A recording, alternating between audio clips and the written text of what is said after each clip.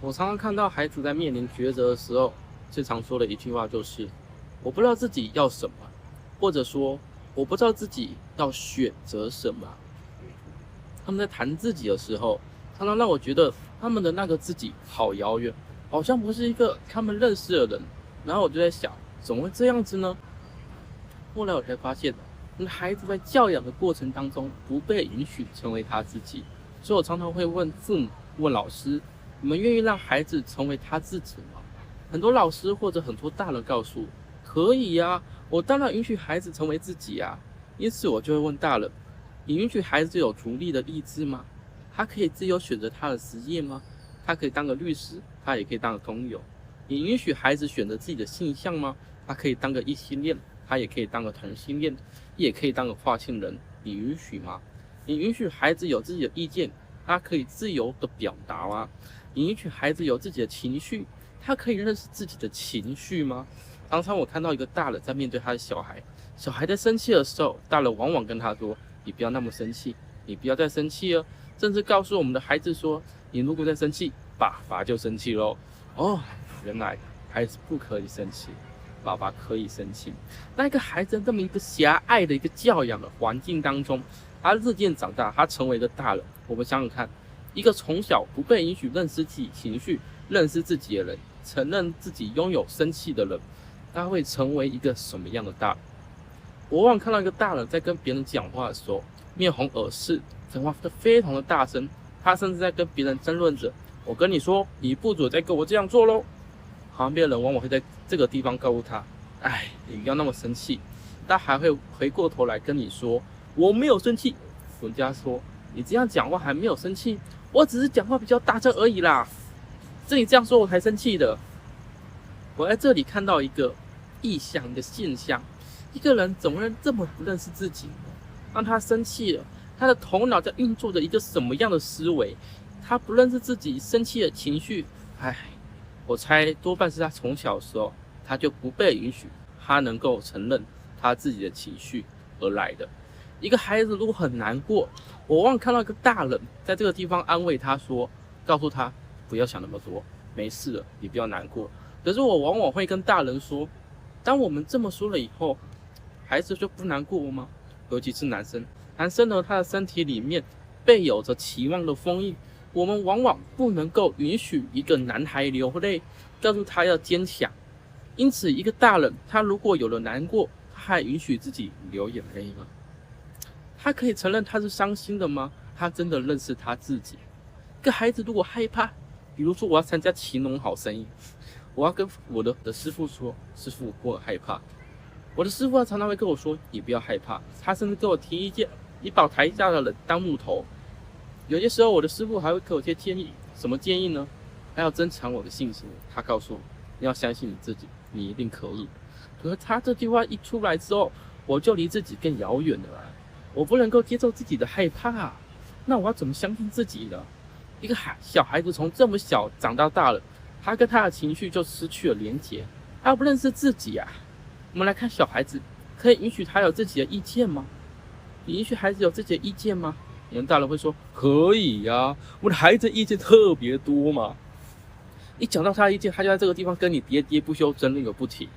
或者有的大人会说，我们问小孩，小孩都说不知道，随便都好啊，常常都没有他的意见。我往往看到这一个现象，就会去检视一个孩子他是怎么成长，成为一个青少年，成为一个大人的。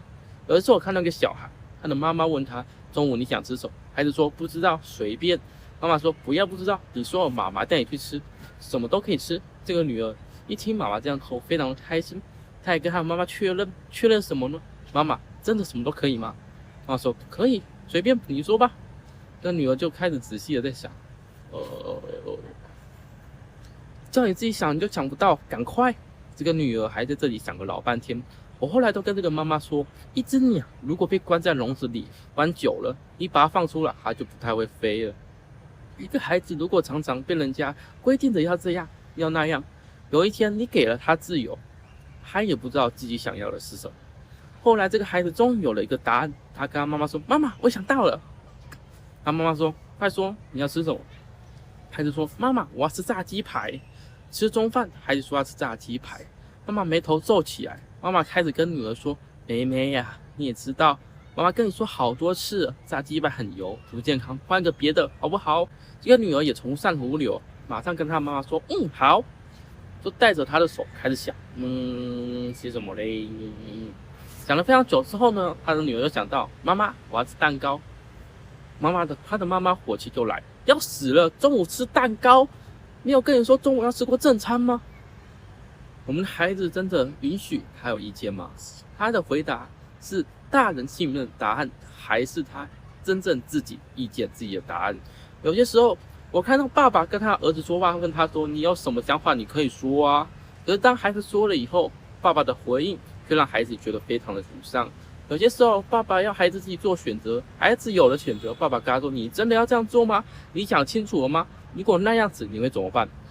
我常常怀疑，孩子应该相信的是爸爸的表情，还是他自己的语言？如果这个孩子他就没有去做，爸爸还会义正言辞、振振有词的说：“我答应你啊，是你自己不要去的啊，我本来就很开明嘛。”哦，这开明吗？这是让一个孩子有意见吗？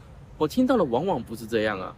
还有一次，我去听个学校演讲，当那个学校演讲讲完之后，他们的老师在这个时候呢去做词去结尾。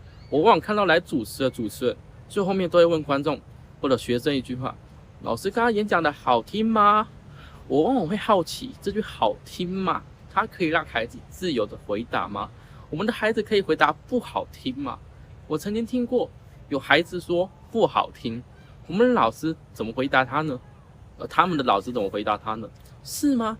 你有认真听吗？你真的要仔细听老师怎么讲吗？我们的孩子的意见只要一说出来，就在这个地方被打压。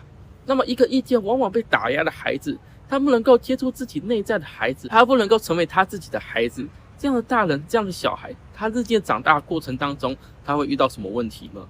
我往往发现，小孩子他的心理里面，打从内在就不能够接纳自己。因此有一次，有一个资优生的家长带着他资优的孩子跑来见我，因为这个孩子已经不去学校读书了。妈妈问孩子，孩子就是不说。妈妈说：“杨师傅怎么办啊？”这个孩子在我的现场，我问他：“你要你的妈妈留下来，还是你要你的妈妈离开呢？”孩子说：“我要我的妈妈离开。”只是妈妈在那个时候演了一个小小的一个插曲。妈妈说：“你说啊，你随便说，你要妈妈留下来，妈妈就留下来。”我的女儿跟我无话不谈的，就是她的女儿站在那个地方很困惑。我就问女儿说：“妹妹，你自己做决定。”这个妹妹她说：“我要我的妈妈离开。”我亲眼目睹妈妈受伤的表情。孩子真的可以说自己的意见吗？我问女儿了，怎么回事？女儿跟我说，因为她在学校没有朋友，她的朋友跟她都不好，她又不能跟妈妈说，因为她很难过。她说了以后，妈妈总是给她意见，总是骂她，总是不开心。她也不知道该怎么办。这个孩子跟我谈话谈到最后，我就问这个孩子说，就有一个关键的问话，我问他：“你都没有朋友了？”这个女儿还说没有，她觉得学校朋友都不理解她，因此我问他：“孩子啊，你愿意跟自己当朋友？”这个孩子听到我这么一个奇怪的问题啊，困惑了，他愣住了。我问他：“你愿意吗？如果有一个某某某站在这里，你愿意跟他当好朋友吗？”这个孩子愣了几秒以后，突然摇头了：“我不愿意。”我说：“怎么啦？你怎么不愿意跟这个人当朋友呢？”他说：“因为我觉得他很糟糕，我觉得他很不 OK， 他不是个好孩子。”有一个教育的心理学家，耶鲁大学的教授说，一个人如果要有良好的人际关系，他才会有好的学习的能力。可是良好的人际关系的根源在哪里？跟自己的关系。我们在教养的过程当中，突然发现我们的孩子的关系里面，让孩子跟他自己的关系变得非常的糟糕。因此，因为我们漠视了孩子内在真正的感觉，内在真正的想法，内在真正的需求。因此我常常会去检验我们大人在家庭里面打开了他的对话模式，他跟孩子是怎么对话的呢？我常常会问，你最常在家里跟孩子说的一句话是什么？问大人不准，问小孩最准。孩子往往会说，快点快点，功课快做了，洗澡了没？赶快去洗澡，不要再打电动了，不要再看电视了。这是我们跟孩子对话的连接。如果从很小的时候，我们很小的小孩，他开始日渐成长的过程当中，他观察记忆深刻的是一个很小的孩子，他喜欢跟一个大人连结，他走到大人的身边，他就会张着他的眼睛，专注的跟大人讲话。可是我发现，我们的大人从来没有真正的跟一个孩子做连结、做对话。若不是在生活当中充满着命令语句、教导语句，要不然就是跟一个孩子连结的时候，常常是敷衍他。比如说，一个孩子说：“爸爸，我要做什么什么。”爸爸常常会跟他说：“走开，爸爸很忙。”这是在指责他，或者我们在敷衍他。好乖哦，去旁边玩，敷衍他。我们并没有真正的跟一个孩子真正的连结。有些时候，我们就跟孩子说道理了。爸爸跟你说过，青春易逝，少光不再。爸爸这个地方要好好把握时间，不要吵爸爸。只是跟他说道理，或者我们转过头来不理他。我刚刚提的是萨提尔模式的4个应对的原则。当一个孩子日渐的长大，我们突然发现孩子都不太愿意听你说话了。一个孩子在这个地方听不惯爸爸妈妈的命令语句，也听不惯爸爸妈妈在这个地方说教。因此有一天，有一个父母打电话给我，他说他的孩子已经不跟他讲话，完全拒绝沟通。我问他，那你跟你的孩子平常谈的话是什么呢？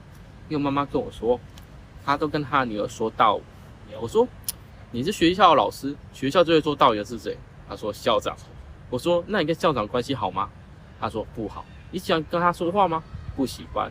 那你怎么把校长的角色拿到家里面，跟我们的孩子在这个地方做连结、做对谈呢？可是这里面有一个非常悲伤的故事。我们不仅让孩子不太认识他自己，父母亲在引导孩子认识自己的过程当中，我们已经学不会对话了。我们不会跟一个孩子对话，不会跟一个孩子谈话。我们的孩子常常出现的东西，只是一些命令、说教，用这些方法跟孩子做连结。因此，我常常会邀请父母，如果可以的话，你的孩子还是很小的过程当中，你可以真正蹲下你的身子，专注的看着你的孩子，跟他来一段有品质的谈话。那这个谈话，我们可以这样的检核：你如果要让他认识自己、理解自己，那么别跟他说那么多的期待，别跟他说那么多的道理，而是真正发展一个有品质的谈话。可是在这个谈话就很困难。你举个小小的例子，比如说我的亲戚这个弟弟，他才5岁，一个这么矮的一个身躯，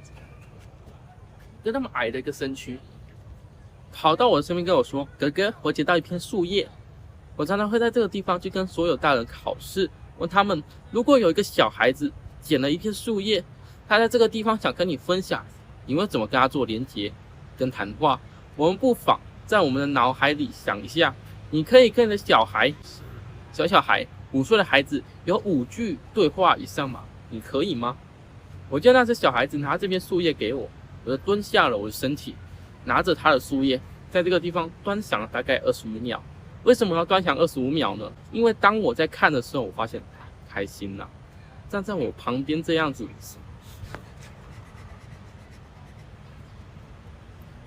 你知道这个地方，就是因为我认真的专注了，接受了他的邀请，参与他给我提供了一个事件。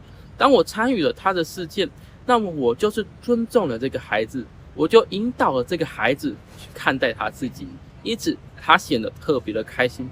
我把我的对话摊在面前，来做一些小小的示范，来看大人可以跟小孩子有些小小的连结吗？因此我问孩子啊，这叶子你在哪里捡的？孩子说我在树下捡的。我说你怎么会看到这片叶子呢？他说因为有一只甲虫跑过去了。我说你不怕甲虫啊？他说我怕啊。我说那你怎么还敢捡这片叶子？因为甲虫走啦。我说哦，甲虫走啦，那你怎么会想捡这片叶子呢？他说因为很漂亮啊。我说告诉哥哥哪里漂亮？这里红红的耶。我看到了。你以前有捡过叶子吗？没有。这是你第一片叶子吗？那你要把这片叶子放在哪里啊？我要放在桌上。我说你怎么我就放在架子或者抽屉里面呢？而是放在桌上呢？他说因为爸爸有一片叶子就放在桌上。我说哦，大概10句以上的谈话，小孩子从认识自己的过程当中，是因为大人尊重他，大人不说道理不说教，不去命令孩子，那么孩子就会在这样子的一个过程当中，从语言里面渐渐的去连接他自己的内在。因此，我记得一个比利时的莱特学院，他做了一个阅读的调查。这个阅读的调查里面，他曾经提到，小孩子喜欢听爸爸说故事胜于妈妈，因为爸爸说故事比较活泼，比较生动。可是爸爸有一个麻烦爸爸比较不专心，爸爸讲故事讲到一半喜欢滑手机，他喜欢在外面接电话，喜欢叫孩子说不要吵，好好听。可是孩子喜欢的是跟你互动，因此莱特学院做的调查里面显示，如果一个大人能够和谐的跟一个孩子阅读说故事，那么这个孩子1岁就能够发现他的情绪能力比别人更好，他的记忆力比别人更好，他的稳定性更高。因此我们把这个阅读带出来，我们不见得要跟孩子有一个文本才能够跟孩子互动，孩子的任何事情，他提的一个想法，他提的一个情绪，他提的一个他所遇到的困扰，我们都能够跟孩子真正的发展一个连结性的互动。那在这个连结性的互动里面，我们就能够引导孩子渐渐的去认识他自己，而不至于看到他就有了排斥。那么孩子才学会了接纳，才学会了爱自己。当他跟自己有美好的关系，我想他跟这个世界的关系也就会比较好一点。今天谢谢大家，谢谢。